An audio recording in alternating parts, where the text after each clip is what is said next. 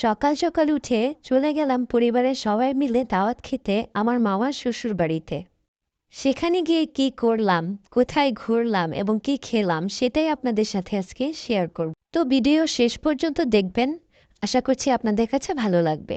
তো রাস্তা দিয়ে যখন যাচ্ছিলাম তখন পরিবেশটা এত সুন্দর ছিল যে এত দূর যাওয়ার পরও ক্লান্ত অনুভূত হয়নি। মনে হচ্ছিল শুধু যাই আর যাই আর পরিবেশগুলো দেখতে থাকে। এমন করতে করতে আমরা রাস্তা ভুলে অন্যদিকে চলে যাই। তখন আমাদের মামা আসে আমাদেরকে নিয়ে যাওয়ার জন্য। তখন আমরা মামার পেছনে পেছনে ফলো করতে করতে আমরা সেই বাসায় গিয়ে পৌঁছে যাই। আসলে কি বলবো, গ্রামের এলাকা এত সুন্দর যে শুধু দেখতে ইচ্ছা করে আর নিঃশ্বাস নিতেও মনে হয় ভালো লাগে। যাওয়ার পরপরই দেখলাম আমাদের জন্য গরম গরম পিঠা বানানো হচ্ছে। ছিল পাটিসাপটা পিঠা, তেলের পিঠা, দুধ চিতের পিঠা, যা ছিল খুবই মজাদার। আমি তো অনেকগুলো খেয়েছি। আসলে তারা এতটা ভালোবাসা এবং আন্তরিকতার সাথে খাবারগুলো বানিয়েছিল যে যা খাচ্ছিলাম তাই ভালো লাগছিল। শীতের সকালে গরম গরম চিতই পিঠা গরুর গোশত দিয়ে চুলার পাশে বসে খেতে কার না ভালো লাগে। আমার তো অনেক ভালো লেগেছে। সবাই মিলে সেটাই এনজয় করছিলাম। আর আমার মামা এসে এসে আমাদেরকে পিঠা দিয়ে যাচ্ছিল। কাদের বাসায় গরুও ছিল, যেটা দেখে আমার বাচ্চারা অনেক আনন্দ পেয়েছে। একটু পর পর এখানে এসেই দাঁড়িয়েছিল। বাড়ির পুরুষ সদস্যরা সবাই যাচ্ছিল মসজিদে নামাজ পড়ার জন্য। নামাজ শেষে সবাই মিষ্টি হাতে নিয়ে বাসায় ফিরে আসে।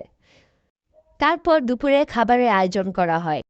পিঠা খেয়েই তো পেট ভরে গিয়েছিল, খাওয়ার আর জায়গা ছিল না। তবে খাবারগুলো এত মজা ছিল যে না খেয়ে আর পারিনি, খেতেই হয়েছে বাধ্য হয়ে। একে তো রান্নাগুলো করা হয়েছে মাটির চুলায়, আর দ্বিতীয়ত যারা এই রান্নাগুলো করেছে তাদের ভালোবাসা দিয়ে ভরা ছিল।